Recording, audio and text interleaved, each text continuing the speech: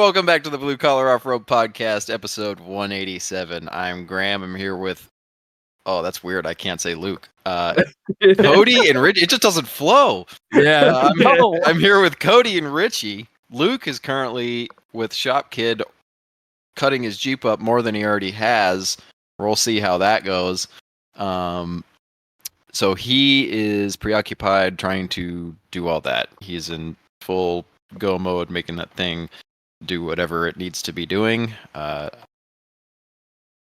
think it's on its own weight. So I'm...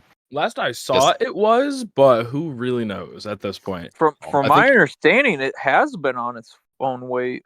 Mm-hmm. I don't know. Yeah, but I think they're doing stuff. wiring and other things. And Luke has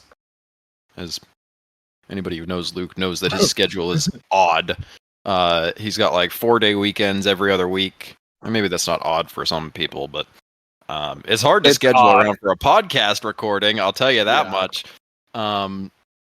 So you just have to deal with the three of us. And we were debating having a guest, but we've got a bunch of stuff going on and stuff that has happened that we haven't had a chance to talk about because we've had guests the past few weeks. Pretty dang good guests. So we figure we'll just take this week to sort of cover what's happening and talk about our recent trip. My Jeep was back in action. We have a new, to me, steering pump. Checking out a newer New England property that's really coming along. And Richie, you've been working on the Comanche, and then I've been ripping my hair out trying to find parts for a truck that nobody makes parts for. And if they do make parts for them, they're incredibly expensive. So just spend all your money and quit bitch. I was trying to make this a cheap project, and like it should be. There's no reason it should be expensive for half the shit I'm doing, but it's just like even the tiniest little bullshit. You're like, wait a minute, they don't make that? Like you can't just search J10, J20 full size Jeep exhaust female ball flange and find it? Like I don't even know what the size of this shit is, and I'm like pulling.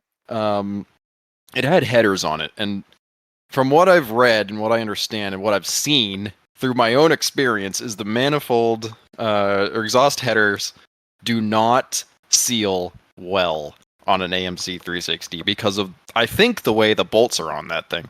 There's like 4 tiny bolts for each head, manifold header, and it just doesn't, they just don't hold. They just bow or do whatever, and the ends on the headers had been warped because they're like the male ball flange, metal ball flange thing, and I've tightened them way too many times, probably too tight, and then they loosen up, and then I just crank them down again, so they're like flat.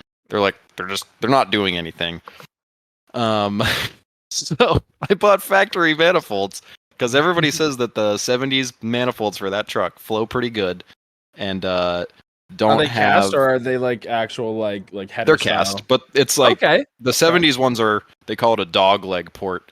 The later model 80s ones, it's a log style, so it just goes like a, if you think of a stock manifold, it's kind of like on any truck you really think of really shittily set up ones that just have all the ports into a tube and then an output for the exhaust. But the 70s ones actually have like a flow to them on the side that's kind of on the driver's side, which is the more congested side of the two, which you could see in my picture on my story. You can see the 2 headers, and they, I mean, if you look at it, you eyeball them, they look like they flow pretty good. I'm not a flow engineer, but I don't know. I'll take marginally less flow for no exhaust leaks.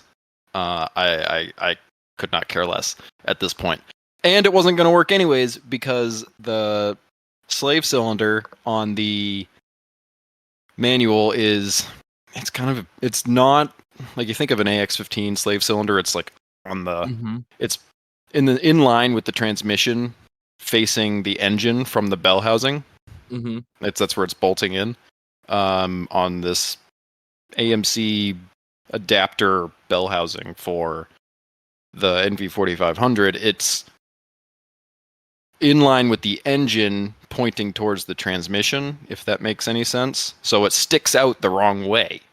Huh.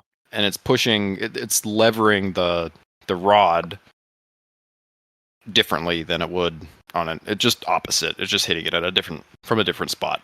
And there's no other place to put it. That's just how it has to be from the setup, at least how it looks like. I mean, maybe they could have done it like an AX15 style, but it just, I don't know. Either way, it's in my way. The header would just blow straight through that area if I had to, and I tried hammering it to like get the clearance to maybe make it work. Not only could I not do that, even if I did, it'd be so close to that thing, it would just cook it. I'd have no seals after probably 100 miles. So we're going to the stock ones, and I have to figure out a Y pipe, because that's another thing you can't buy for a full-size Jeep. You can't just go and buy a shitty steel Y pipe. Any other truck, F-150, F-100, 70s, F1, whatever, probably I didn't look at Chevys. The Ford stuff always pops up when you're looking for the full-size Jeep shit I've found. Like Chevy Y pipes, probably a Dodge Y pipe, like all that shit. You can find all of them because they're popular trucks. And then you look for the Jeep one, and they're like, no, they don't exist. Or one exists. There's one that exists, but it's like this chromed out, fancy, like factory style Grand Wagoneer pipe.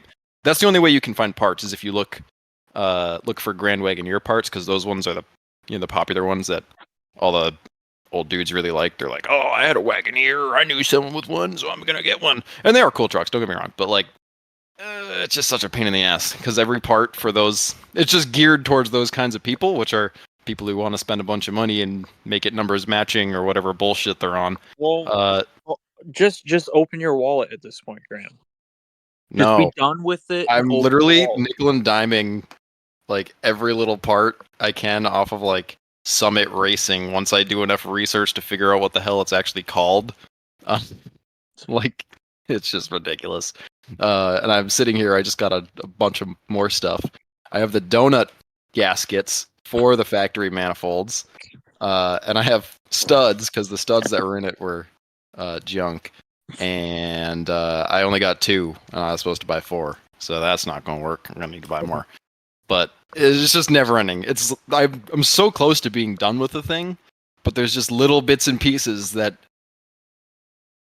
I can't get anywhere else other than the internet. And I'm praying I can go to O'Reilly's either tomorrow or Friday and find like a female ball flange donut gasket style thing to make the exhaust work. But have you tried talking to Sam? No, but he's so far away as far as like parts, it wouldn't, like, the shipping and shit wouldn't be any different. But he might be able to point you in the right direction, because he has a J-Truck, he has the Grand Wagoneer. Or at least I think it's a Grand Wagoneer. Yeah, they've got a Wagoneer and he's got the J10. Yeah, so he might be able to send you in a better direction than you just shooting blindly at the fucking internet. Maybe. I'm not shooting blindly. Come on, you don't think I'm somewhat informed? You know what I mean, though. He might be able to say, "Oh no, you should definitely check out these guys. They have the best pricing." There's only like 2 sites that sell full-size Jeep stuff. Like, it doesn't hurt to shoot him a fucking message, okay? That's all I'm going to say. I'm shooting my idea. It's a great idea. It's not a bad idea. No, you're not wrong. And I've shut up, Richie. I've talked with a couple guys here and there about random shit relating to it, but I don't know. I'm kind of stubborn in how I'm going about it and doing it just in the way that it's a different build for me. It's a different car to work on for me, because I'm so used to the fucking Cherokee or the Dodge, which is just I really want to see it done. It's gonna be done. I want to see it going down the highway on 40s towing the Cherokee. Yeah, it's not gonna go. It's not gonna tow the Cherokee. But it could go down the highway. That'd be sick. It'd be awesome. Pennsylvania's not that far. No, but I need to get it done quickly, anyways, so I can go and take the Dodge apart, so I can put the other transmission in it, because that needs to happen. But I need to make sure this thing's reliable enough before I do that. We have 5 weeks. I know. Don't remind me. Yeah, don't remind me. Fuck off, Cody. Huh? Huh? What did you say? I said fuck off, Cody. Okay. I'm just saying, don't remind me. Yeah, it's going though. The biggest unknown right now is the Hydro Boost stuff. I'm still waiting on parts. I had the parts store local to me pull up like 4 different master cylinders that I thought might work, and with the late model Dodge Hydro Boost, and I haven't been able to find one that I'm happy with. So I and they were all like $150 from the parts store, even with the or I don't know if that was with my discount or whatever, but BJ's Off-Road, which is one of the couple full-size Jeep places, had a master cylinder for like $75, and I figure if that's the one that they're advertising as for the Hydro Boost stuff, and I think they use a Chevy one, but from what I understand, it's all the same, and there might be subtle differences, but they're pretty dang close. So I'm hoping that one works, and I don't have to do anything crazy. If it doesn't work, I'm going to rip my hair out, and I'm going to just go buy a Hydro Boost unit that's going to work with the thing and spend another $600. But we'll see. We'll see. I'm praying that I can use my junky one that I have in a million pieces because I'm trying to rebuild it. Because we just like fun projects like that. I'm looking at the custom machined socket that I bought from eBay for too much money because everyone's like, "Oh yeah, those 4-point nuts. You just hammer them off with a punch, and you know they're not that tight." Oh, it's tight. It's either corrosion tight or somebody tightened it, or they misadvertised it. I feel gypped like I did when I was watching people take out the shaft from a Toyota Burfield in their driveway. The dudes look like they just got done from their 8-hour shift behind the desk, and they're like pounding these shafts on a piece of wood in their driveway, and it's just popping right off. Me and Jacob had to use like 35 tons of force to split the C clip into 2 perfectly splined pieces that matched the axle shaft spline because they wouldn't fucking move. Jeez, man. Don't believe everything you see people do on the internet. They're liars. Yeah. So we'll see if this should take it off, but I don't even know if I'm going to be able to use it. And even if I do if I can get the rest of it all sorted, the front half sorted, put back together, I have lines. There's like I think it's K30 lines, like 85 K30 lines that have the same thread patterns that you need for a full-size Jeep or any older truck to adapt it to Hydro Boost. You just have to bend the lines a little bit. So I have the lines because I debated making it fancy with PSC line or fittings and connectors and stuff, and I was like, it's like $300 for something I can do for $50, $75, I think. It was $25 a line, so I'm just gonna run that. I don't even know if it's gonna work, so I'm not spending $300 on something that I don't know is gonna work. If down the line, maybe I'll spend more money on it, but I've already spent too much. I'm in deeper than I wanted to be because I had most of the parts already floating around. I wanted it to kind of just be a slap together build. Never works out like that.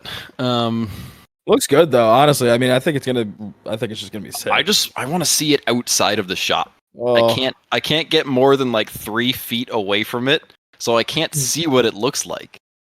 I can't step back and be like, get the full picture. I can only see it from very close. It already looks too small though. Like the 40s just immediately got dwarfed by the size of the truck. So that is a good point. I mean, it's just like, back in the day when people would put like 35s on stock trucks. I mean, like, look at your personal truck. It's on 35s. Think 10 years ago, you'd been like, whoa, 35s are huge. And then now you look at your truck and you're like, it could fit 37s. Like, Dodge? Yeah. I don't know. I mean, it could, but it couldn't because of control arms and shit. Well, I don't think you should. Don't worry. But I was just, So, Graham. Okay, making sure. I think it's like 35s nowadays are just most trucks. I don't know what the stock tire size is for a normal truck, but it's like 32. Yeah, they're getting bigger. They didn't used to be that big. Well, so my 1500 fit 37s without rubbing with a 2-inch level. That's interesting. Mine just hits like it just barely clips the upper It does control not arm. barely clip. I fucking heard it. No, it does barely That's clip. I can make it do that. That was doing not that barely intentionally. clipping. It was barely clipping. You didn't even hear it. It's fine. It's for when you got the gooseneck and you can't take tight turns. So you don't you remember that you have to take a wide turn. Oh yeah, sure. Yeah, that's how it works.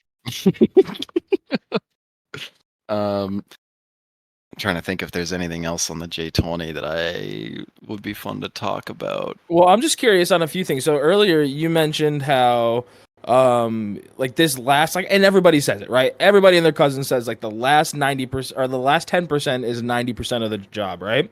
Mhm. What are like two things that stands out in your mind right now that really were like, holy shit, this took way more effort or way more time than you expected?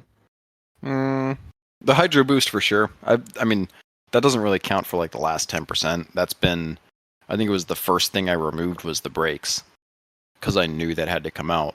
But I'm still waiting on parts. I haven't even been able to mock it up because I haven't been able to get all the parts in order to even be like, yes, I'm gonna put this in now.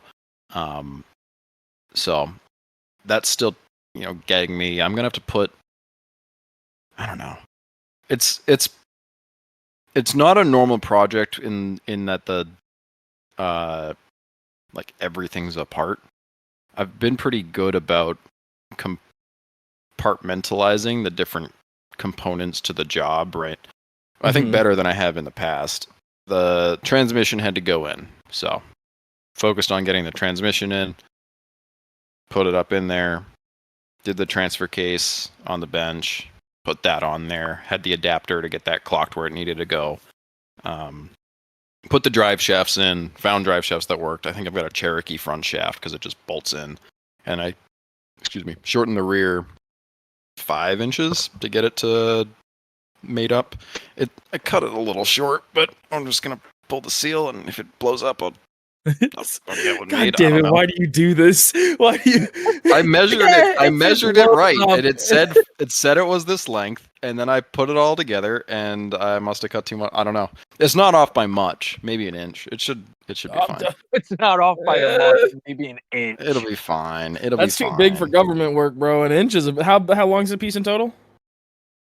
Like 60 something, 67, I believe, or something like that. Inches? Needs to be 61. No, it must be 66 because it needs to be 61 inches. Yes. Oh, then it's fine. Oh, it's fine. Yeah, whatever. no, Fucking 1 inch ain't shit then. All right. It'll survive. If it doesn't, then I don't know. I'll find a big piece of. It's like 3-inch exhaust tubing. It's not anything fancy. It's thin shit. It was like working on exhaust. Shit, I was gonna say I think the Cherokee ones are stupid thin too, but they work, so fuck it, right? And especially if you're not gonna be wheeling the piss out of it, like normal road use, as long as it's that's not the goal of it. At least right now, like the goal is to make it drive nice, put big tires on it because I've had them sitting, and the intention was for those to go on there the entire time. I just never had the reason to work on it to put them on it, and what better time to do all the work than when I'm doing a major manual swap in a thing. The drivetrain's been set. The cross member, I was worried I was going to have to do some fuckery to get that cross member to go in and drill a bunch of holes in the frame, but it already had the holes drilled. So the manual, the T18 that came in those interesting. Must be about the same length as the. I don't know. It's almost eerie how easily that transmission went together on that motor, and I know it's an advanced adapters like bell housing and tail housing to make it all work. So but I guess it's for a Jeep 4.2. It's not. That makes for sense though, 360. in a way, because like you think those advanced adapter guys, like those parts cost significant amounts of money, right? And like they've been around for a That long kit's like time. $1,200. That's what I'm saying. So like, I mean, I guess that's not significant, but it's well enough. It's you know, what I'm Well, I saying. got the transmission for $1,200. You can sell an NV 4500 in New England right now and probably get that. And I paid for the price of the adapter and I got the transmission, which I haven't opened it, but I was told, and I trust the guy, that it was not fucked up. It was in a crawler, Yeah. but it's a manual transmission in a crawler. It's probably not going that fast. It's a truck transmission. There's no way he was slam shifting it. I don't know. Maybe It'll be fine. maybe It'll be fine. yeah, it'll be fine. My AX15 in the Jeep was way worse. Is way worse. So there's no way it can be worse than that thing. He had like I still have some of that fancy transmission fluid that only people with lots of money buy. Redline. It's that Redline shit. I'm not like too sure. it's been taken care of. It's a Dodge transmission with a Chevy first gear, which I guess is like the lower first gear, so that'll help with the probably 373s that are in the thing. So yeah, I got the drivetrain in. That's like done button. There's nothing more for me to do on that. Oh yeah. So like that's completely checked off. I did the clutch because that was another one that I knew was gonna suck, and the pedal and all that shit. Clutch pedal is bolted in. I kind of looked at it for 2 days, and then I was like, well, I guess I'm gonna cut a hole. And looked inside, looked outside, marked the hole from the inside, drilled the pilot from the inside, drilled the bigger hole from the outside, put the master in, found where the holes are gonna be for the two bolts that hold the flange for the master onto the firewall. Drilled those, slapped them in there. Made sure I drilled the hole on the pedal where it made sense, where it wasn't going to be like I've seen pictures of people who've drilled holes in the shifter or the pedal and had them break in half. So I wanted to make sure I had meat on both sides. Yeah, well, I think the guy probably had a couple holes drilled in the fucking pedal, and that's why it did it. But either way, I saw it, so I was like, I'm gonna make sure I don't leave myself with no room on the edge and have the potential to be flexing. So put that where I think it will be good. It actuates the slave. I can see because I have the transmission hump deleted because it just bolts in on those trucks. So I can watch it as it goes. It seems like it's throwing plenty. I had to bleed it because it was the fluid was gross and it wasn't.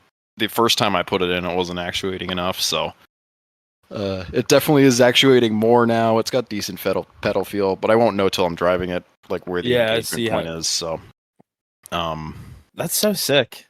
So that's in. I need to get like a couple bits of hardware to actually finalize it, like washers and shit, and either trim this bolt that I have in there down. The bolt is perfect, but there's too many threads on it. I like that it's a shank without threads for through the pedal and then through the eyelet, and then I'm going to put washers in between things so everything can still kind of move, and I'm just going to get a interference nut so I can tighten it, but not enough to keep it from moving.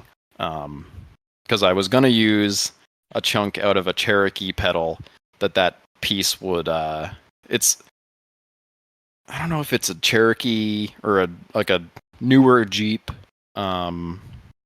master cylinder and it's adapted to this goofy slave cylinder or what, but it has the end on the master like clips perfectly into the set of Cherokee pedals I have, so I was gonna do that, but then this dude like popped out of nowhere. I was talking with this other guy who's in a bay next to me, and he was looking around and he was like, I got a buddy who has a Cherokee, he might want some parts, so he called him up and we were just walking through looking at shit, and he was like, do you have manual Cherokee pedals? And I was like, I do, actually. So I sold those instead of using that. Probably better than cutting them up. So either way, I just get a bolt. I don't care. Truck's already not supposed to have any of this in it. It's a mechanical clutch from the factory. So nothing that I'm doing is like supposed to be anywhere, which is why you have to do the hydro boost. unless you use a remote reservoir master, which is doable, but then you gotta have it, I think, lower. I think like a Ranger one, or there's like a Camaro clutch master that like can go in the right spot. So, but either way, I have it like Jeep style, master on the firewall, going to the pedal in a spot that makes sense, that actuates the pedal enough. That's all done. Then I'm looking at the motor, which I've never touched, and I was like, oh, the valve covers are these gaudy, like chintzy chrome things that are rusted. I was like, oh, I'll just paint them black, and then you won't notice the rust as much. So I take them off because I think they were leaking too. It's just got like cork gaskets. They're not really that great. Oh, I fucking hate those things. Oh my god. So I pull it off, and I'm looking inside this thing. I'm like, what the fuck? There's no way this is. It's an 87, so like 25 year. No, that doesn't sound right. Over 30 years. 35 years of motor, like buildup isn't in here. Where is that? So I guess it's been rebuilt, unless it's just really clean and been really well taken care of, which I know isn't true. Because I know the character of the past couple owners of this truck before I owned it, and there's no shot it was being taken care of. So I don't know why it's so clean. It's clean in there, and it's clean in the intake valley, because I pulled that off too, because it had mouse shit and everything in it, and I had nothing else to do yesterday. I was like looking for things to do. Like, I can't do the brake lines because I don't have any of my brake parts. I can't do the exhaust because the manifold gaskets aren't here, and I'm gonna have RJ sandblast them. So I was kind of just looking for shit, and I pulled the whole intake off. I'm gonna clean up the wiring harness in there, because it's just, there's no way to make it not a mess. The way they run the wires on those engines just sucks. Mm-hmm. It has to like sit in the passenger like valve cover or intake manifold valley area. It's just goofy, and there's too many wires. They've got like 6 positive wires that easily could just be a bus bar somewhere, or if they put the battery in a not retarded spot, not have them do what they're doing. But it's, I don't know, when did they design that thing? Probably like the late 60s. Oh, easily early the late 70s, the original ones. Yeah. It's like it's you can't question some of the things on stuff that was designed that long ago. I don't know, but it's yeah, so I'm gonna redo some of that. That's stuff I'll probably do tomorrow. While I'm still waiting on parts. I was supposed to have more shit today, and I haven't gotten as much as I thought I was gonna, so yeah, I mean, at this point, it's mainly a parts waiting game. The tires are on it. I just got to once I get it all like running, I'm not putting the hood back on it till I know it's not gonna fuck up. Gonna rock it with no hood. Hell yeah. Yeah, just around the block, make sure it's not gonna explode or spit a drive shaft, or find out that the flywheel's rubbing something awful because it looks really close. I turn the motor over and it's not hitting. Clearance is clearance, but it's tight. Hey. It looks like it's touching, but it's not. Clearance is not always clearance. Oh no, it is. Trust me, it is. This wouldn't be my first close shave. Not when things move in ways that you don't expect. I'm hoping my bell housing isn't moving side to side on the back of the block, but if it does, you'll be the first to know. Good. But yeah, and then I was gonna have somebody upholster that bench, but it's gonna cost so much fucking money. And Bro, it is stupid how much upholstery costs. And again, like it makes sense. No upholstery guy. Yeah, so I don't know the process that it takes to do it, right? But it's so expensive.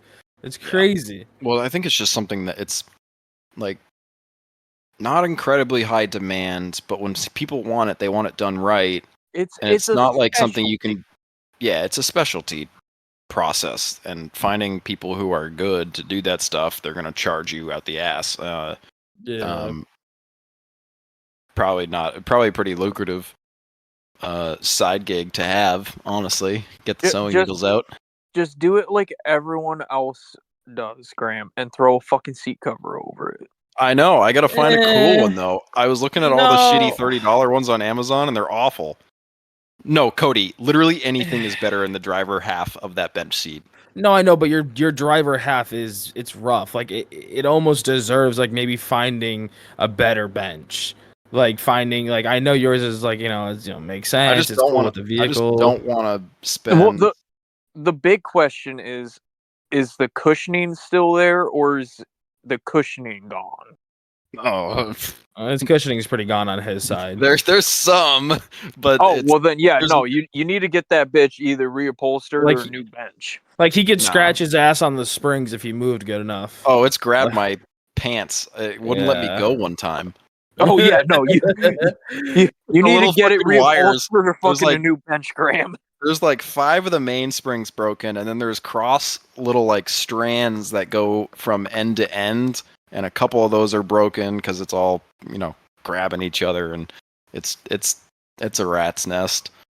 It does need a new seat setup, but I don't want to spend a bunch of money on a bench seat for it right now, or have somebody reupholster it, because I've tried to talk with a couple people already, and one guy told me to go to this other guy because he couldn't do it, and then I talked to that guy, and he was like, "Oh yeah, send me pictures and I'll let you know." Sent him pictures, never heard back.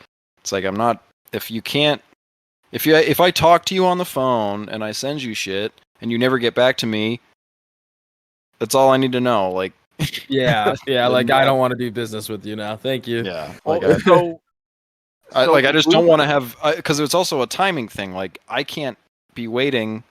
If you can't get back to me after I send you pictures on a Friday and like get back to me Monday, Tuesday, Wednesday, even, I don't care. Like, not that much of a rush. But then, God forbid, I give you this thing and it costs me a shitload of money, and then I'm not going to have the seats in time.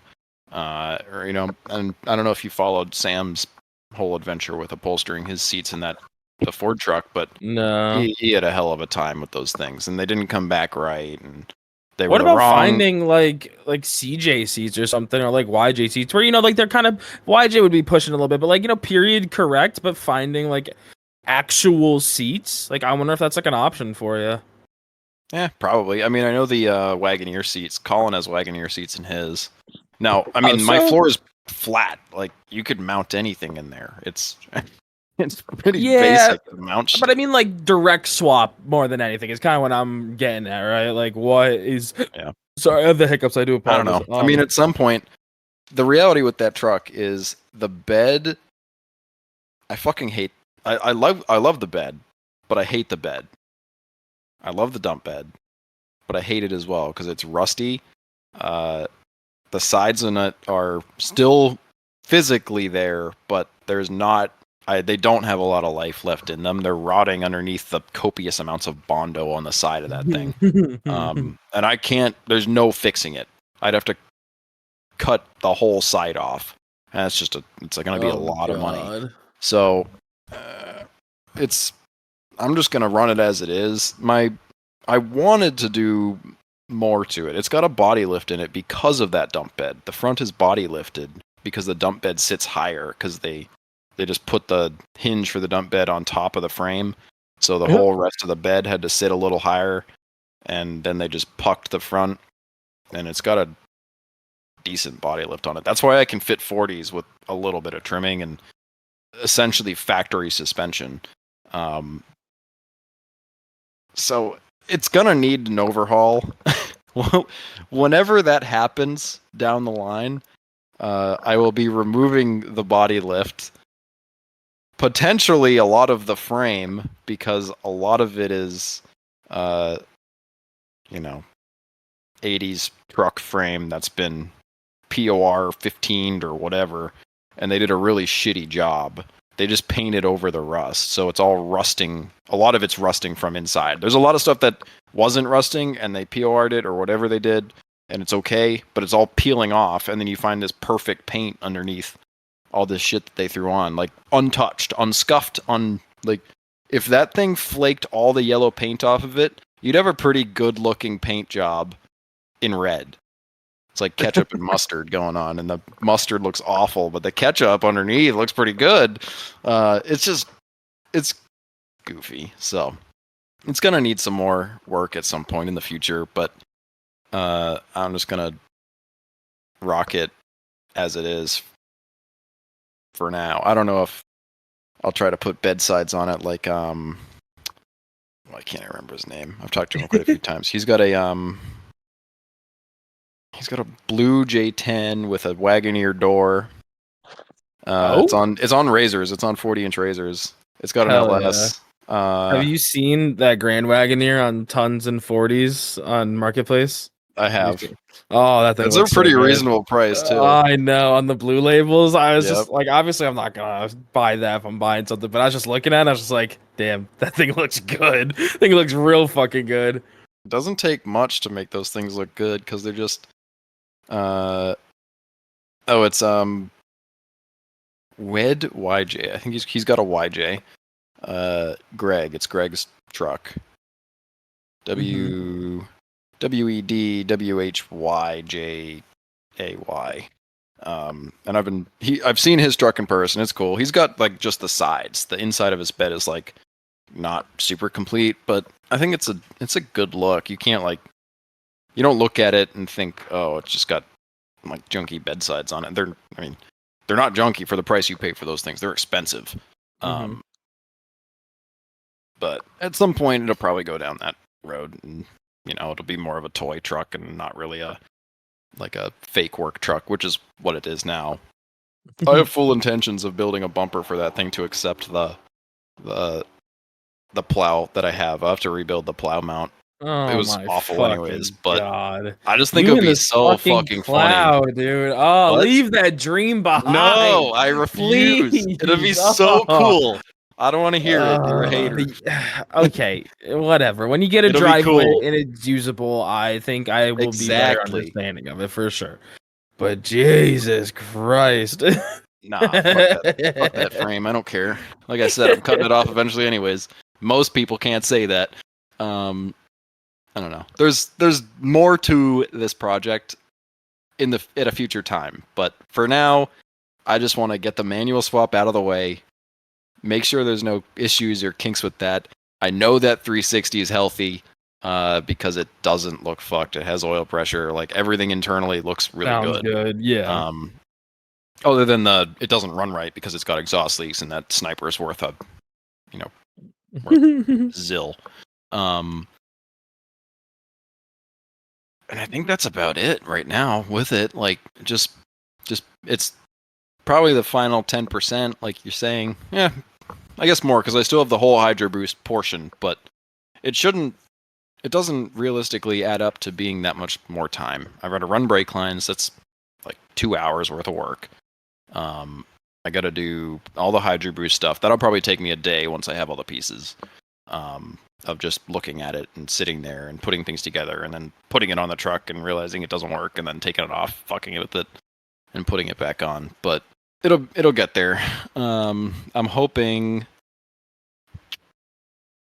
I'll know more about what the timeline's going to be after this weekend.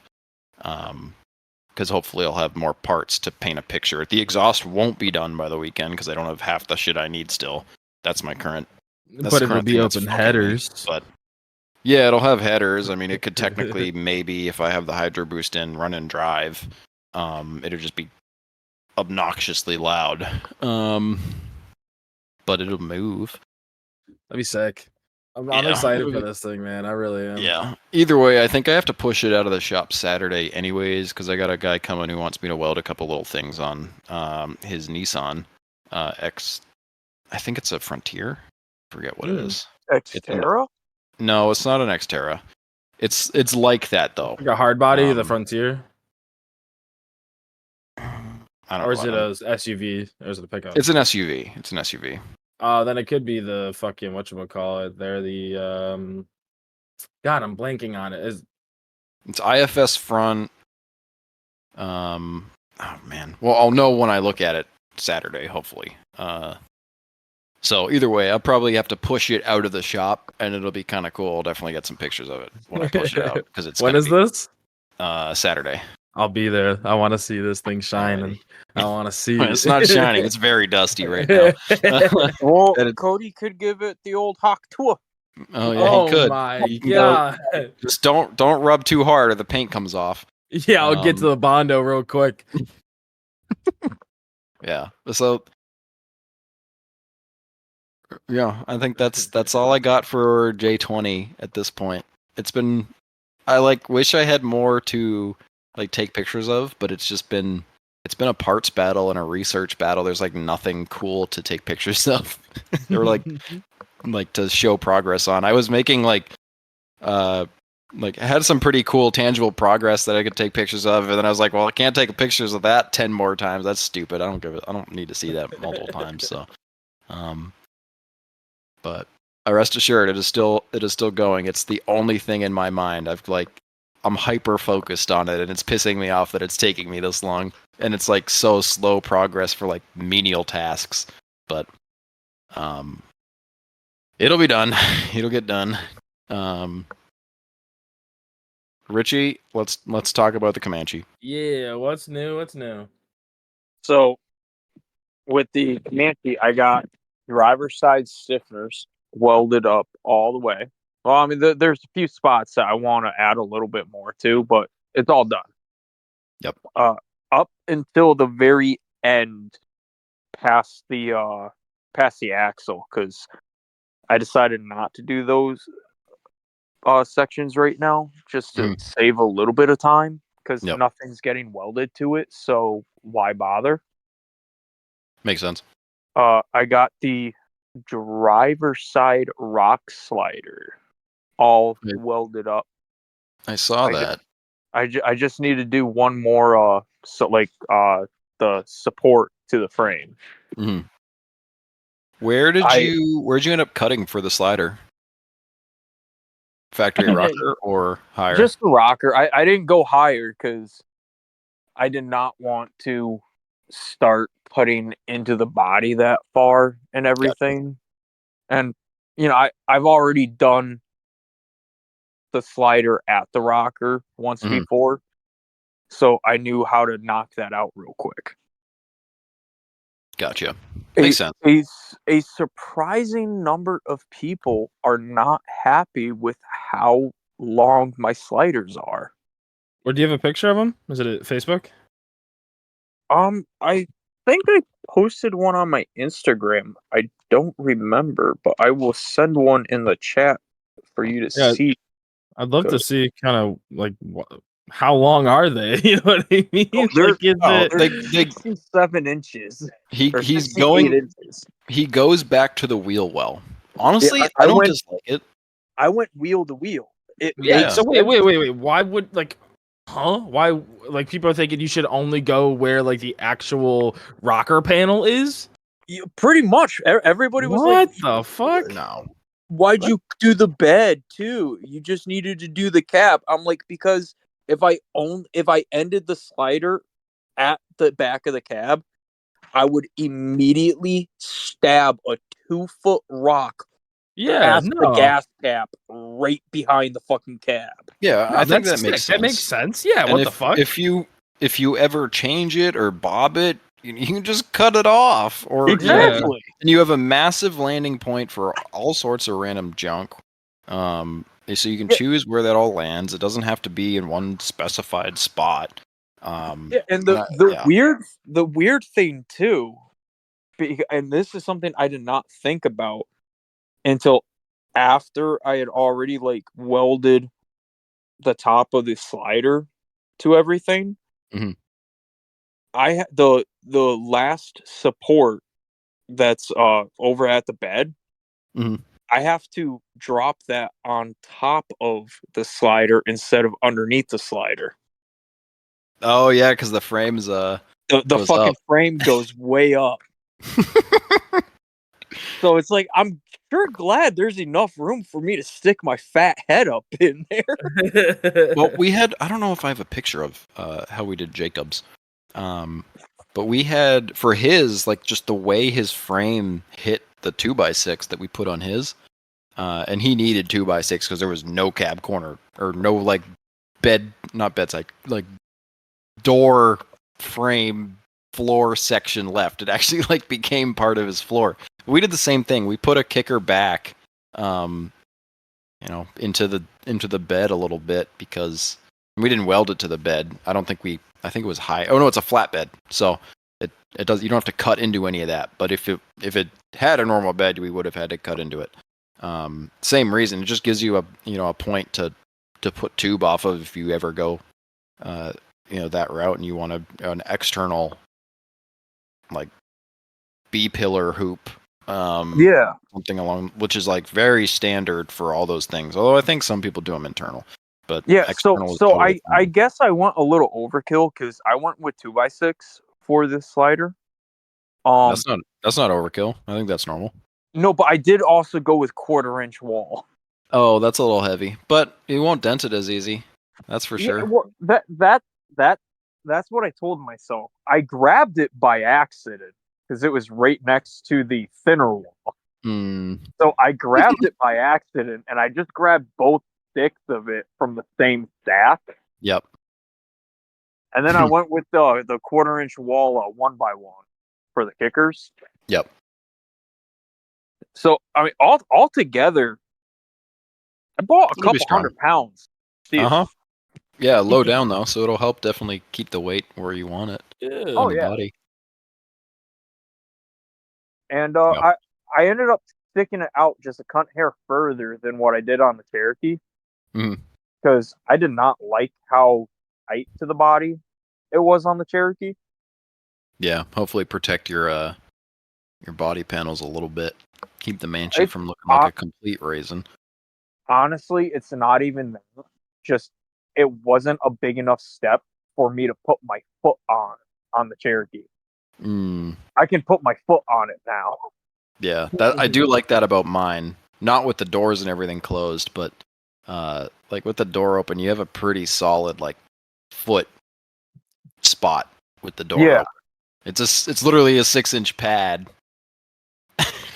Or probably like 5 inches. I think an inch or so is under the body, but yeah, I think I have about like 3.5, 4 inches sticking out from the actual that plastic piece that covers the door. Yep. Oh, so that's significant. Yeah. Yeah. Whereas the Cherokee, it was maybe 1.5 inches in the same spot for the measurement. Okay. The passenger side, I still have to do the mid stiffener and the stiffener right behind that. And then I already have all the measurements and shit for the slider, so that can go on quick. I got tires for the Jeep. That was very expensive. Oh, I'm so excited. I'm so excited for you. Yeah, I spent like a solid 2 hours shopping around online, and the best deal I got was off of eBay for 5 General Grabbers. Let's go, General Grabbers! Woo, woo, woo, woo, woo, woo, woo. Hell yeah! I found cheaper sets, but I'd never heard of the fucking tires before. I found one set of 5 tires. Let's hear some of the names. Linglongs? Yeah. Are they linglongs? Or are they the mud grabbers or whatever the fuck those things are? The mud boggers or whatever the fuck? Mud hoppers. Mud hoppers, yeah. Probably mud hoppers. I made that one up. Find a set of mud hoppers. No, it's whatever those fucking like Walmart ones are. They're like mud somethings. No, I forget the name. The Walmart tire, I'm pretty sure. They were all like the weird fucking no-name Chinese tires. I'm like, they could be good. They're probably shit. Yeah. So I'm like, I know how good the Grabbers are. So yeah, especially new too. Like, especially new. Like those things are pretty fucking solid. I did not realize how long I'd been rocking the Cherokee with fucking slicks. Yeah, for a long time. As soon as you took that, was that a quarter in that thing? Yeah, that was a quarter in that. Yeah, the quarter's like 7/8 of the way in the tread. Yeah. Mr. George is fucking barely looking over the tread. Just his forehead peeking out. And then the The grabbers on the Cherokee were smooth. Oh boy. You've had them for a long time. They've gone through a lot of hands, so it makes sense that they were dead. From my rough estimate, Cody, the grabbers had a total approximate like 50,000 miles on. Yeah. You put 45,000 on them? No, in total. In total. Oh, I was getting Graham, Luke, and myself. I put a lot of road miles on them. I don't know how long Luke had them, but I mean, he put some miles on them, and then you bought them off of Luke. Luke probably put ballpark of 5,000 miles on them. Yeah.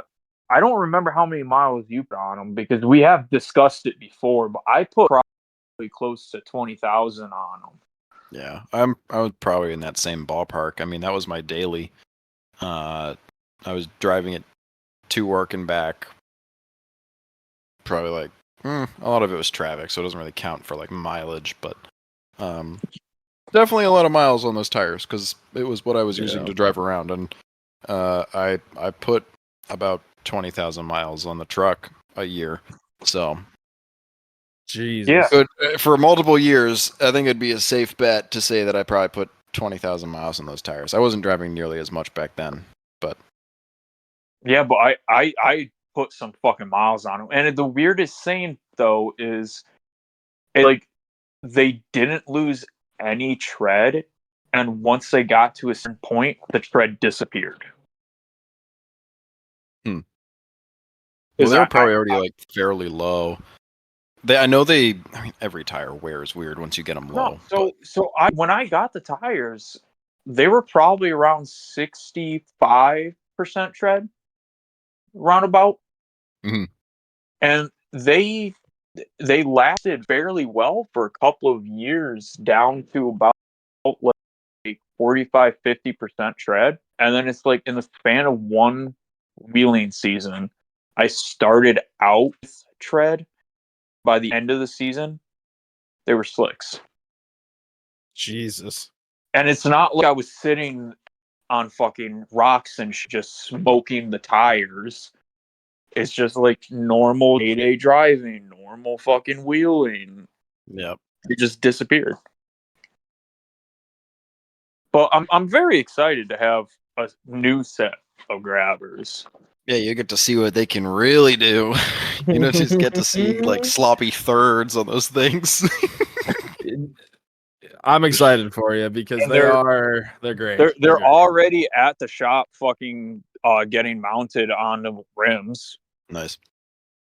Hell yeah, bud. I dropped those off fucking first thing after work today. I got my brackets for the rear axle in too, so I can fix the leaf springs and shit. What's wrong with the leaf springs? So the Comanche has a narrower. Yeah, the leaf springs are narrower in the Comanche than Cherokee in terms of like their where they land on the axle. And someone put a Cherokee axle underneath the Comanche without moving the purchase. So I have to cut the purchase off, weld on new ones, and I got the U-bolt eliminator kit from Barnes, and I don't know if I fucked up and ordered the wrong size brackets or not. Even if you got the wrong size brackets, I mean, you can usually kind of trim them up and make them work. Like, I know that I had Dana 60 fucking lower control arm brackets, and me and Luke just kind of, just kept coping it until it just fit nice and nice. You just fucking burn that bitch on. So fill pretty the gap. much.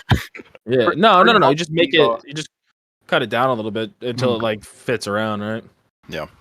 Well, so the eliminator bracket that you weld onto the axle is just a giant box pad, and I'm holding the thing in my hands right now, and it is 5.5 inches wide and 8.5 inches long.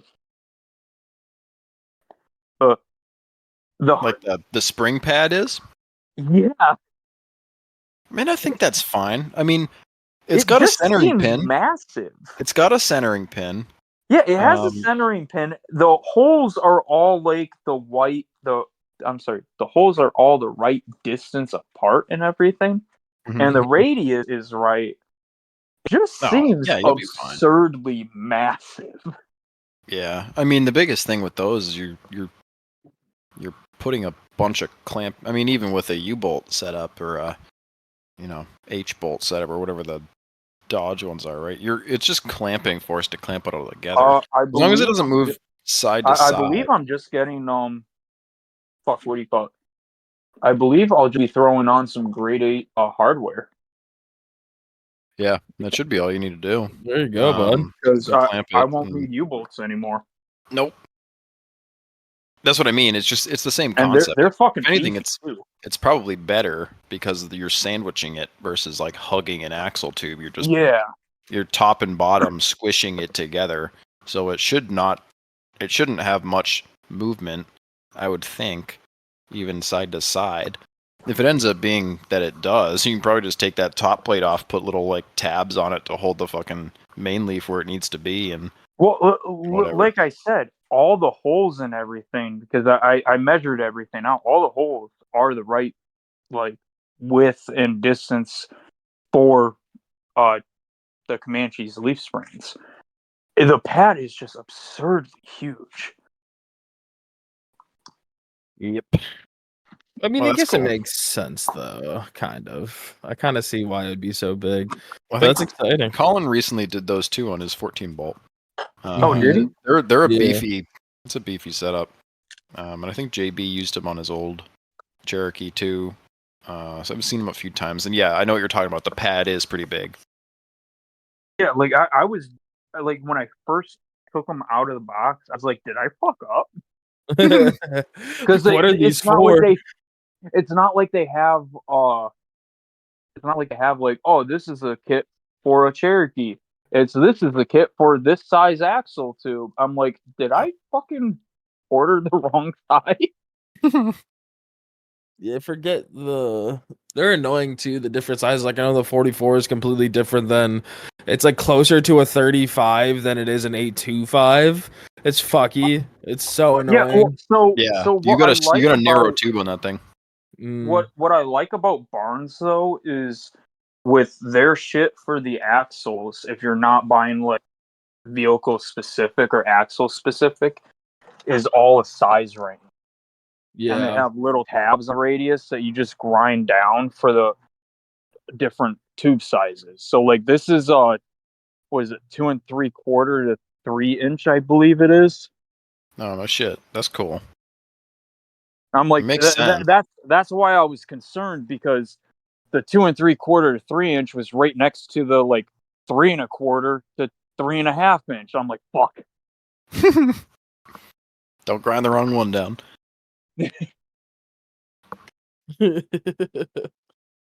Oh yeah, but that's exciting, man. I'm happy to see all this, all this going on for you. Yeah, if all goes according to plan, I should have all the stiffeners done this weekend, with maybe the rock slider done on the passenger side also.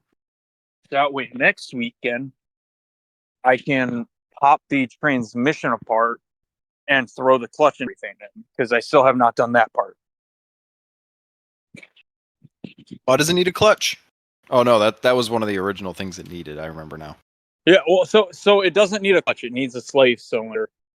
But I bought the kit off Rock Auto for like $140 that has a new it's a new clutch, slave cylinder, and master cylinder, and I believe it includes a throwout bearing. Well, the slave on those is the throwout bearing.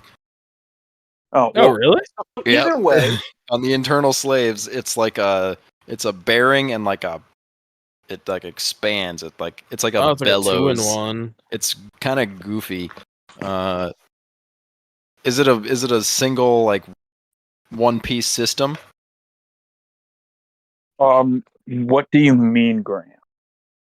So the internal slave on the early AX15s and the Peugeots like you have are internal slave, and I just said that, Jesus Christ. It's you. I had a lot of problems bleeding those things properly.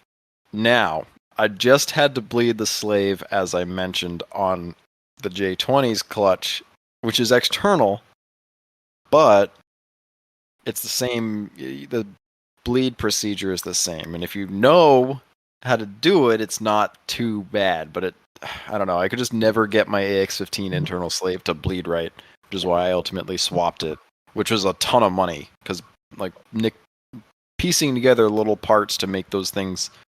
And obviously, I would just, if I were you, I would just ditch that transmission and get an AX15. external slave AX15. Yeah. That is the plan. It's just I did not want to spend no fucking $800 on a fucking transmission right now. That's what they're going for, right? God, they're pretty rough. What about going to like a junkyard? I mean, you could like find one of the like a Cherokee with a. I mean, fuck. I bet everybody and their cousin already has found them, but not only that, it's just, I don't really have the time to go to a junkyard and look around. Yeah. That's a good point. That's a good point. That's why we have RJ. Yeah. Hey, if RJ wants to do me a solid, well, keep working on Sean because he's got a transmission that's sitting at my shop. I know. I was badgering him right at Glass Mountain about it. But the issue with that one is I had to put the internal. Actually, no, it might be external slave. No, it's not. It's internal slave because I had to swap it. Yeah, because I pulled the bell housing off. So that unfortunately is also an internal slave. But you can adapt them to external slave, but you need parts, which cost more money. You're almost better off just finding a transmission that is an external slave. But I was like I said, I was shopping around for a while to see if I could find one because I was willing to spend $400 or $500 before I started actually digging into shit. All right. Well, if you're listening to this and you have an AX15 external slave and don't want crackhead prices for a 20-year-old transmission, Richie needs one. Richie. Yeah. Oh yeah. So, all right, let's talk about the whole fucking adventure 2 weeks ago. Hit us with the news, boys. What's the word on this property? Is it worth the time and effort? How is the entrance way? Like, what's the word? So I have to say this before anything else is said. If it is your first time going to the property and you get to where the GPS tells you to fucking that you're there, go up the driveway that looks like you should not go up. Oh, good. So like kind of like your first time going to Badlands when it's like, where do I go? Go towards where it says active shooting range. Like drive up this? Okay. In my opinion, worse. Oh my god. It's a very tight driveway. There's trees growing into the driveway. It's rutted out, but it's not like washed out like Badlands used to be. But it is very rutted out. Trailers and axles were scraping going up the driveway. Yeah, you drag the tilt. What's the word? Like the beaver tail section, beaver if you tail. have it. Yeah. See, this is why I'm not bringing the fucking ATC up there. Everybody's like, you're fine. Oh, we're fucking and respectfully to the two that I'm speaking to directly about this, who are like, it'll be fine. This RV made it up it, as if the fucking RV is anything similar to the trailer. Like, what the fuck? In all honesty, Cody, if driven slowly and carefully, of course, I believe that trailer would be fine because did it have a big beaver tail? So it doesn't have a big beaver tail, but it does hang off. Like it is noticeable. Like it dragged multiple times going up Badlands. Like Yeah. it's So as long as it doesn't have like as long as the trailer doesn't dip down, it does not. Yeah. it would be fine. Like Okay. literally only the beavers were dragging. Okay. So then that's not terrible. You It's good to have know. to be slow going up it because suspension is suspension. Yeah. But it really wasn't bad. Like I was a little freaked out going up the driveway. I'm not gonna lie, in the Cummins. But in my defense, I also it was the first time I'd gone up to the property, It's and I sketchy showed if up you've never. at Yeah, night. it's sketchy if you've never been, and you have a trailer, and you're going up at night because you're like, even though I had been there before, and I knew that was the road, because I questioned it when we were with Ryan the first time, and I was like, "There's no way that's it," and it was it. But it's not a road you can just back down or turn around on if you have a trailer. I mean, if you're just a truck, you could definitely back down it probably, but with a trailer, there's just it's sketchy because you go for like an unsettling amount of time without seeing anything through this class 6 road with your trailer, and then it finally opens up and you're at the campsite. So, it definitely so the it has big gotten thing better. for me. The big thing for me is it's at least a half mile to like where the campground, I guess, is. It's at least a half mile from the fucking road, and there's zero signs that say like NEA or anything like that. There's zero fucking signs. No, there's a sign that says no ATVs. No, but that's what I mean. Like, there's no signs that say that's where we should be at all. It's just a fucking.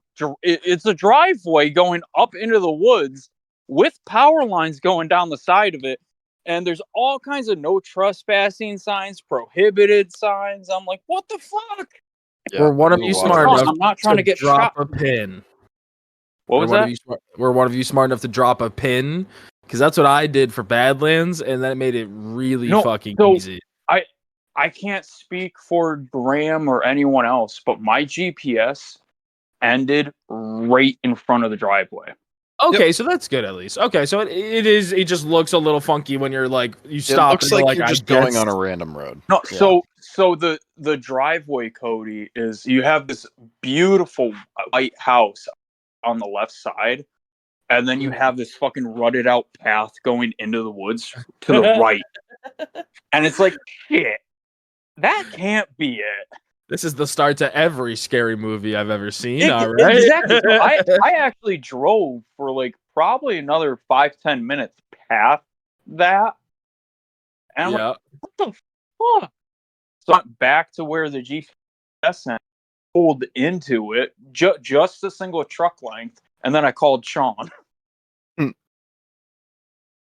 Yeah, it's right to the right of that the house right there. I'm like, what the fuck is that? It just doesn't sit well. It's not like a very well established road, but the property itself has come a long way. The campsites are actually like, it's once people burn all the sticks and shit that are everywhere, and it will happen. The campsite will actually be pretty nice. Not that it's not already. It's plenty of space. There's just like a lot of debris still around. A lot of it's been collected and like I think put in piles, but there's a lot of debris on the ground.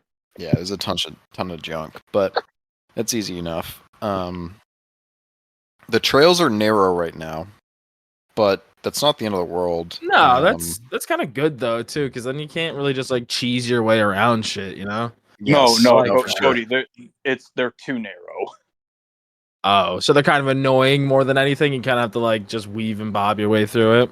No, you have to bushwhack still. That's cool. I don't know. I kind of like that shit. And guess what? I don't have 1-tons, so It's less tight. Yeah. Even Pepto had to bushwhack. How'd she do, by the way? She do well? She did good. She did good. Good. So was it worth it? In my opinion, yes.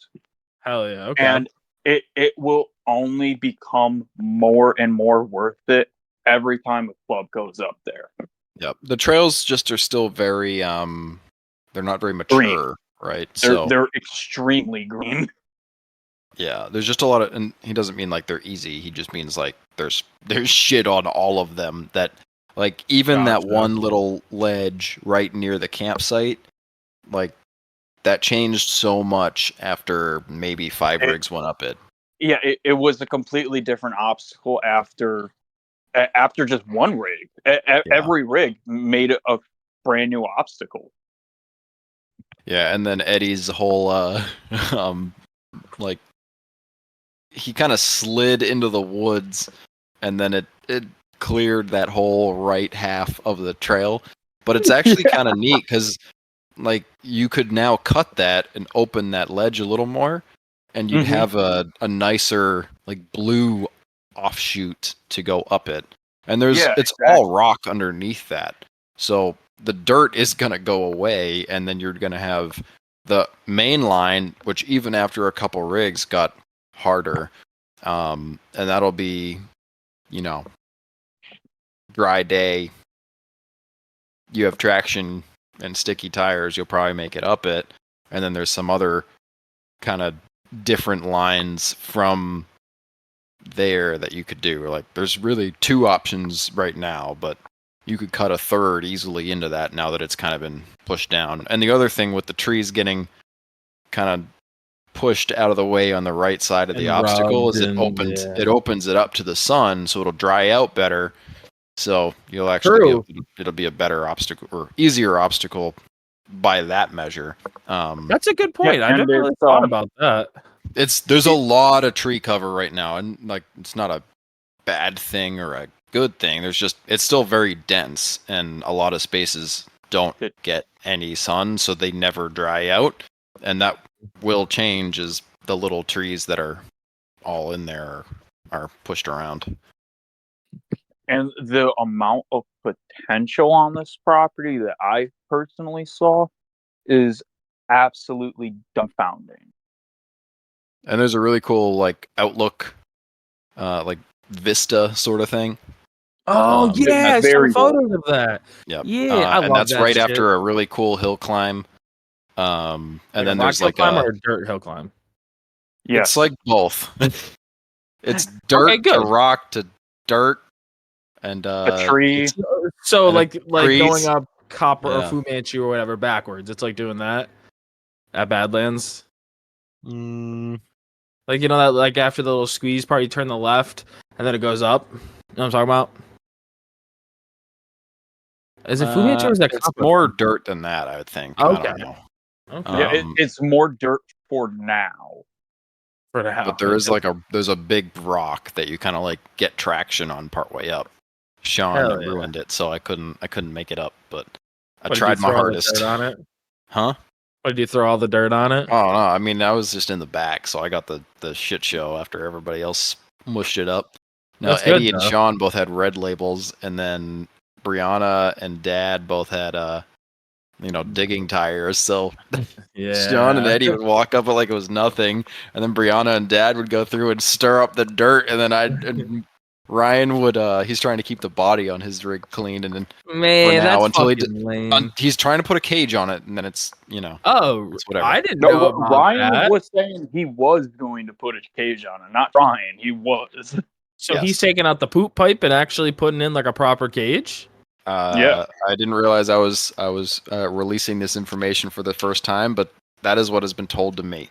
So he's trying to not like crinkle it up into a tin can before he does that. And there's a lot of trees really close and a lot of easy you can slide. And we did mess up his bed a little bit, even that wasn't intentional, but we did it accidentally. And the door. Did we mess up the door? No, that's good though. He kind of needs to, right? You know what I mean? It's kind of like RJ. Like RJ was so nervous about fucking up the body, and now he's where he's at. It's kind of like fuck it, we'll just figure it out. Like, Well, no, it's so Ryan's whole thing is just he wants to have the clean with the cage work. It didn't sound like he was that worried about hitting the body. Just he didn't want to make the cage work more difficult by trying to follow a body line that is no longer there. valid. That's valid. Because like there was a few times where because I ended up riding around with Ryan for the second half of the day on Saturday, which was awesome. Hell yeah! But there was quite a few times where he looked at me. He's like, "We're not doing that." How comfy are his seats? Huh? How comfy are his seats? Very comfortable, and it's a good thing that I don't mind touching. Yeah, so it is tight. That cab is tight, but I still hands down touching. Every time Ryan fucking went to put the thing in fucking reverse, he was trying to copy every fucking time. Yeah. But I will say, I'm sorry, Richie. I really don't mean to do that. I'm like, it's fine. Everything is fine, Ryan. It's okay. Hands down, though, I do think that those seats are the comfiest seats I've ever sat in. Genuinely, they're just so nice. I wouldn't necessarily say they're the most comfortable. I actually prefer Luke's seats more. Really?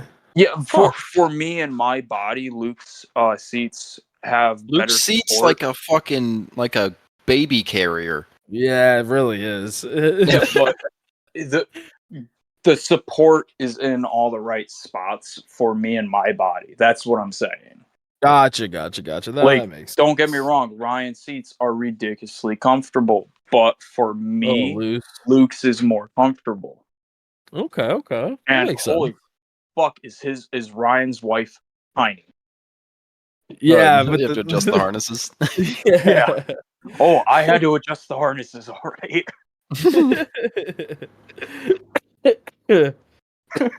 I forget who sat in.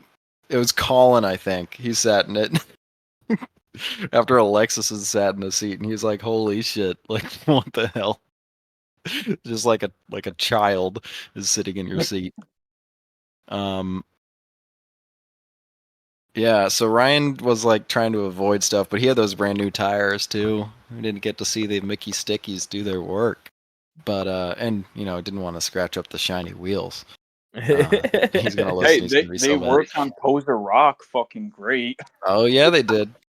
Yeah, they did. Not on the hard line though. No, so it wasn't the tires that was the problem. It was the wheelbase.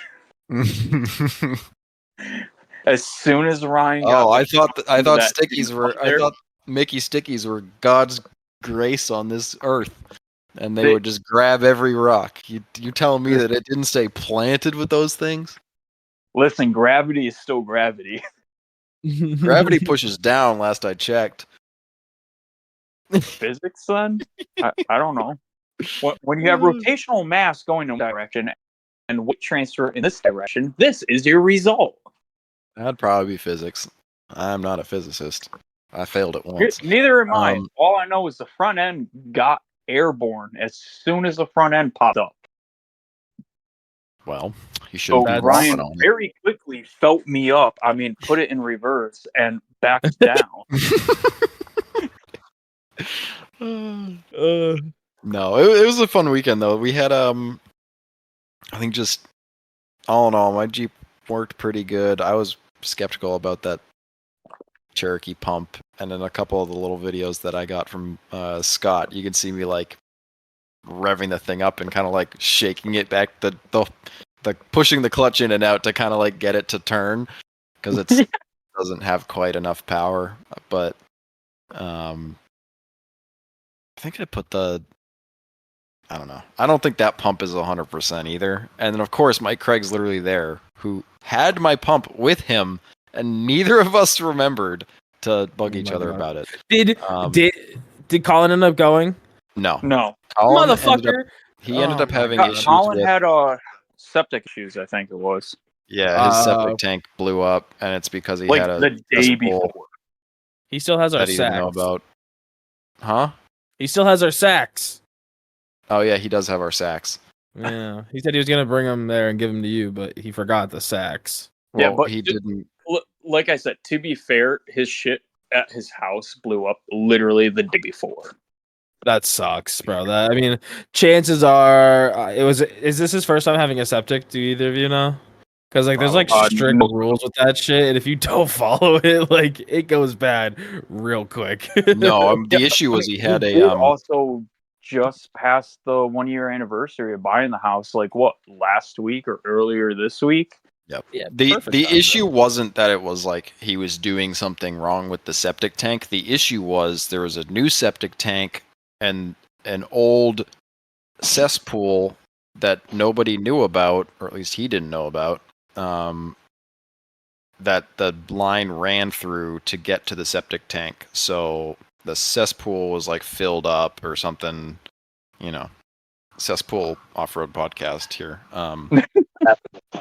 Yeah, so it was just a mess. He was sending me pictures because they were like digging up the line. The line had like bent. It had kinked. The septic pipe had kinked because it was just shitty PVC that wasn't thick enough for what it was doing, and it was clogged. It wasn't draining into it, and then dug it all the way back to the kink, and then all the way back to the house to replace the line. And they find the cesspool. Just not a fun time, I'm sure. Jeez. Speaking of not a time. fun time, Oh hey, what's up, How's boys? wiring? Not great. The rig is currently stuck on the trailer at the moment. Did your Why not is change it- your CPS? Is the fuel pump broken again? No, it's just nothing is connected, and we have to move the trailer to get it into the shop. So we're having fun. Oh, cool. Good. So you're Hell just yeah. there now, reporting in live. Yes. This Reporting is. to you live from Shopkid's house. I got here 30 minutes ago or so. We've probably been here about an hour, but Jordan showed up, so we had our time to talk. Sidetrack. Yep. As it goes. I just wanted to say hi. Sorry for not making the episode. Nah, you're fine. We got plenty to talk about. We don't need you Yeah. anyways. Yeah, we don't need you, loser. Okay. Well, on that note, enjoy the rest of the episode and party on, guys. Have Yeah, fun. go Get your shit have done. fun wiring your Jeep, bitch. I will. Have fun. Bye. Bye. you guys are so mean to him. He deserves it. No. It's positive influence. That's what that is. Oh shit. Well, Where that's the hell good though. were we? I'm happy to hear that all things kind of went well that weekend. That's good.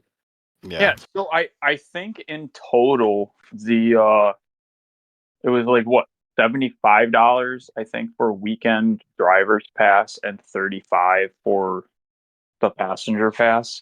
Yeah, that sounds Yeah, right. because I think. because passengers shit more, like $40 more. We've already gone through this. No, driver But- shit more. Yeah, the driver. Yeah, sorry, the driver shit more. My bad. But in my opinion, the what is it, $110 it comes out to was fucking well worth it. And once we had like better trail systems developed, more signs up and everything like that, like There were For me- some. I was surprised to see signs in there, honestly. yeah, there were This a early? few signs. There wasn't a lot, but there's a few. And I don't know, I think it will be the new go-to property for the NEA. And how far away was it for us, Grim? 2.5. It's not bad. Oh, that's it's an not easy bad. drive. Oh, what the It's fuck? just straight That's up not- 91. Oh, that's And then not you bad turn at off all. onto like Route 4 or something. Yeah, so or 91 to 89 to Route 4. And then Oh. you're there. Okay, so that's really not that bad in all honesty. yeah, so You can so still do not- that in a day trip if you really wanted to. Like, that's not terrible. No, So not it's counting a like- great camping property too, because there's a lot of. It's just a nice area, honestly. So not counting my drive home because that was fucked. Sorry. No, it wasn't even you, Graham. It was after I got rid of your trailer. But Ooh. my drive, I took the scenic route up there, and it was 3.5 hours on the dot. Damn. From Westfield? No, from my house up to Oh, I thought it was like, my how the drive hell did up you make there an hour was drive 3.5 3 hours? Yeah, no, I got rid of the trailer and GPS said like an hour or so to my house. Mm-hmm. Yeah, it took me 2.5 hours. Why? Fucking traffic out of nowhere on back roads. Ugh, Oh, what the fuck? that's obnoxious.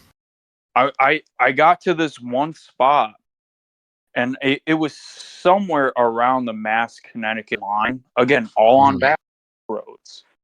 And it was like I passed one road. I'm like, that road looks like it'd be fun to go up if I wasn't in a big ass truck. And then I ended up getting to a fucking intersection. I had to detour up a side road. I loop all the way around following the detour roads. I come down this hill. I come out back onto the road I started on. I'm like, motherfucker, I did not want to go up this. Why am I coming down it? Yeah, I had to go clean across the fucking road. Oh my god. They had me fucking do a big ass loop around, go straight. I'm like, why didn't you just have me do a UE or, have a detour sign before this? Not possible. No, I did not have a good time on the way home after I got rid of the trailer. Well, at least our drive to Westfield wasn't too bad. Yeah, no, the drive to Westfield wasn't bad at all. The truck did way better than I thought it would. It Did better than mine. I got. Huh? Said it did better than mine.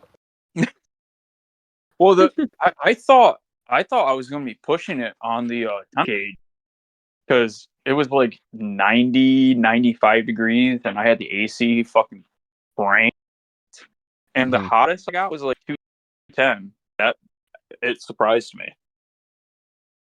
Sounds about right. I mean, even mine running like garbage with the AC on up the night we went up, or not running like garbage, but shifting like garbage. The engine was fine. The engine wasn't getting hot. The transmission was getting hot. That was AC not on full blast, because if I put it on full blast, then she gets cold, and then I'm hot. But regardless, it was the motors, and I've never had an issue. And that thing's like, it's still leaking coolant from somewhere. I can't figure out what. It's not leaking into the cylinders. I know that it leaks out of like every little heater hose line in existence. I've changed 3/4 of them, and the ones I didn't change are still leaking a little bit. But good. Yeah, so it's definitely like probably has an air bubble in there, and it still doesn't care. It still runs cool. They're just cool running trucks. They just don't have many problems. So, well, so when I went down to pick up the Comanche, first of all, the Comanche on the trailer was considerably lighter than your Jeep on the trailer. My Jeep's fat. You don't need to tell me that. I know. Going up some of those hills, I could not find a happy gear. It just did not want to stay in a fucking happy gear. Yeah. And it's like every time, every fucking time I tried just bear killing a hill, someone would fucking pull out right in front of me and go slow. I'm like, motherfucker. Yep. Like every time I got close to like 60 miles an hour, it's because someone fucking whipped out in front of me. I had to slow down, and then they disappeared.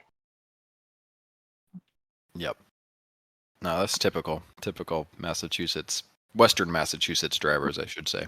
No, it was actually New Hampshire. Oh, well, same difference. Yeah, once we crossed the line into Massachusetts, truck stopped caring about all the hills, because the hills in Mass aren't as bad as fucking New Hampshire and Vermont. That's true. We're past that shitty section. Those hills coming up, oh man, those were not. Truck was not happy. I can only imagine. Yeah.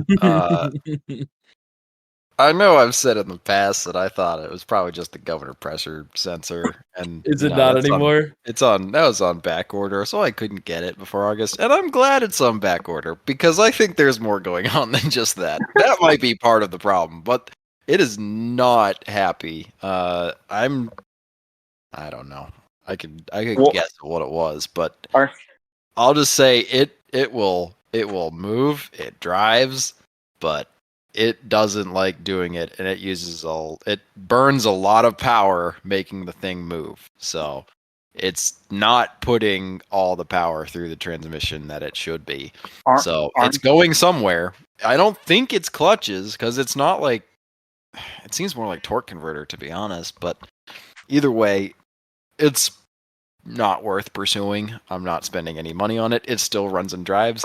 It hiccups and does weird things, and you gotta goose it till 20 miles an hour. And I look like an asshole every time I get off from a stoplight because I just rev. If there's nobody in front of me, I just rev it till I'm at 20, and then I let off, and it shifts. And once you're in second or whatever gear it's going into, you're fine. But if you don't do that at the start, you basically lug the thing, and then it gets harder for it to shift into second gear.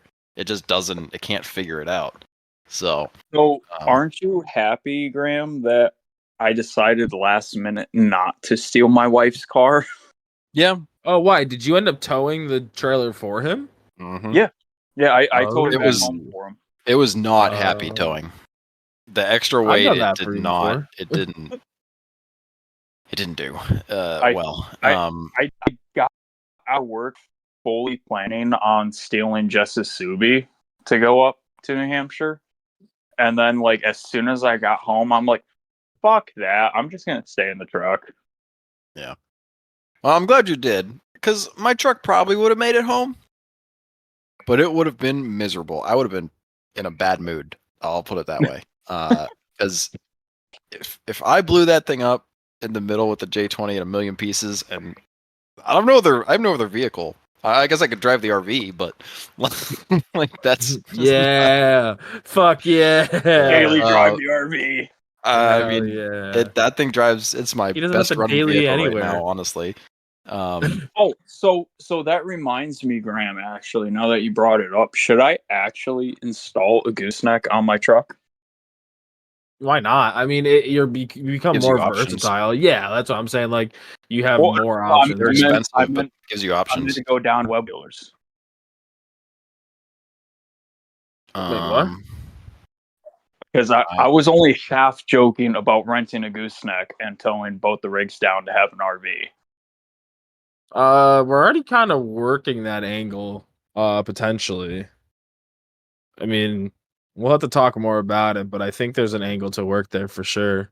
But we do have friends that have goosenecks that do rent them out, and they do give buddy deals, so that's something to consider. And that he may be somebody that we wheel at Roush with, or have wheeled with prior. Cody's Well, Sheep so coming to Roush confirmed on Richie's rental trailer. Think Huh? What? Cody's Jeep going to Roush? Huh? No, I think you meant your Jeep. Yeah, I meant your Jeep because My Jeep's going either way. I'm gonna have the truck fixed. Don't doubt me. No, that's what I was asking. That's what I was asking. Oh, Graham. perfect, Richie. Then yeah, let me know. I got you then. We'll take our Jeeps then, and I'll drive the RV. Sounds good. Well, because up at last mountain, it didn't really sound like the RV was ready to use yet. Not yet. I need to put tires on it. Oh, it's just like As soon as Sean pays me, I'll have money for tires. I just have oh, well, fucking tires get on it. to it, Sean. And honestly, like it does it'd probably be okay with the tires it has on it, but they're from 2003. So I don't know. Yeah, well, with your fucking track record and tires, it needs tires. Yeah. It didn't blow up from New Jersey back home, so I'm okay It did with that. great. It did great. It didn't man. Thing pulls 80. But no we weren't problem. going somewhere wheeling, and I think that's the kicker. That's when like the world recognizes that it's is time to the blow a kicker. tire. Yeah. Yeah. I have a gooseneck hitch. I just need to get the fucking hardware for it. Oh, you easy go. enough. Then yeah, definitely. Why not, right? And it'd be It's really worth good looking use. I have one in mine. I mean, I used it once, and I don't have any like intentions of owning a gooseneck in the near future, but Yeah, well, that's why it gives you should- options. You can move it around. Like if there was some gooseneck that needed to be moved, I could move. said That's why, gooseneck. Graham, you should buy a gooseneck with me. We'll store Oh, it at my God. house, and then all the long distance trips, I'll fucking tow the rigs down. How could this go wrong? I don't see Exactly. any way. Well, I can This- see a Cody, million Cody, ways. Fucking let's treat ourselves a little bit. Let's go 40-footer. You get in on it, Cody, and then all three rigs. Wait, why isn't the podcast just buying it then at this point? Well, that's what I'm saying. The podcast can Tax buy it. right off, tax right off, tax right All off, tax right podcast off. proceeds go to the purchase of a 40-foot gooseneck trailer. Sorry, Luke, you can't use it because you moved away. Imagine trying to go to brokerage with a 40-foot fucking gooseneck. you wouldn't Oh. make that turn. That would be terrible. Be like, sorry Oh, you guys, probably would. You might run over some saplings, but Just gotta find a Walmart. if you get to it from park the in. other direction, you go down the other way on that road. You're hitting Maybe, less shit. Yeah, that's a I good don't know. point. And then you Shit. just park it in the mud. You'd never get it to move again. Oh my god, yeah, you'd have to have the Jeep Fuck. pull it out. Fucking all three of us just pull our money. We'll fucking buy a cheap fucking 40-footer off marketplace. Oh, And nothing could A go wrong. cheap 40-footer? I don't know if those two words go together. Well, they Have do. You looked just at don't the want 'em. prices for a new one? 40-foot gooseneck trailer. Got it. Okay. We You're could just only put the 16,000. the That's RV not on the even that gooseneck. crazy. $16,000. That's not that bad. Look up a 52-footer. Do they make those? Yeah, fuck it, right? I mean, Jesus Christ. Now we're getting into one of us needs a Class A at this point. Yeah. yeah, Well, I that's figure when you start if we're running going into this far, put the RV on the trailer and put 2 Jeeps on the trailer. Best crawler hauler around. We can get a No. full And you have a enclosed mobile 52. house, and you can carry all the rigs, and only one person needs to drive at a time. I Hey, think what we about have a our- fully enclosed? So we're ready to go to King of Hammers. We need the 52-footer. 9-foot gooseneck. wide, fully enclosed, 52-foot gooseneck, 27. Oh, we can swing that. That's not bad. That's doable. Now we're talking. How tall is it though? The RV has to fit in there. The RV's not fitting in there. It is not. No, that is not happening. Oh shit! They're all enclosed though. There's no opens that I'm finding for a 52. It's footer. probably like tractor trailer shit. Is it not? No. These are like. Oh wait. Hold on. Wait a second. This says only 10,000 pounds. How long is this? Or 10,000 pounds. This says $10,000. I think we found our Something's deal. wrong. Hold on. Length. Oh, 35 feet. Stop lying to me, you fucking website. Bullshit. Hate when they lie to you. But yeah. I think all three of our rigs would fit on a 40-footer. No. XJs are 15 foot long. Yep. So Yeah, and, you'd have to Manche- do So the it would. angled. You'd have to do So- the angled. No, it whatchamacallit, would. the angled- No. No? So The 15 plus 15 plus 15 is 45. no. I don't so- know. Yeah. Well, 5 feet hanging off the edge. You use one of the small Jeeps. no. So Richie, take the here's bed thing. off. A Comanche is a little bit longer than a Cherokee, But it hangs But- off. but I have an extra couple feet of body that sticks out in the dead air. So the Comanche Hmm. could just be on the end of the trailer. No, you could just put ramps up onto the gooseneck and then have one angled up and then have the other one in the middle, then have the Manche on the back for sure. That would work. And then we're going to Johnson Valley. I think this is a foolproof plan and I'm in. Perfect. Perfect. We will Okay. I'll start definitely- saving Zero money. trailer tires will be hurt in this in the making of this process. Yeah. Whose truck is big enough to pull this, by the way? Just curious. I'm just I do Wondering. have a 3500, Cody. a 5,500? 35. Oh, then yeah, fuck it. We'll just slap a dually rear under it and then it's good to go. Yeah. A- So after, the dually after, rear. after the podcast pays for your trailer, it'll pay for your CDL license, and we'll be mint. Perfect. So the I like dually this. rear, Cody, does not add that much weight capacity to the truck. If anything, I would think it might remove some because it's heavier. No, it does add weight capacity, but we're talking like maybe 1,000 pounds, if that.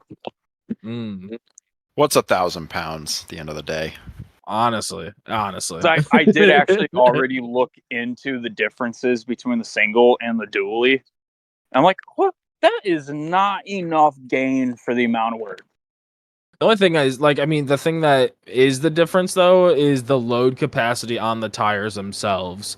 You know what I mean? Yes. Yes, down, there is like a actual big tongue pressure onto that tire, like weight down would matter the most. But I mean, you just We get a can find him nice set of dually like 14 bolt.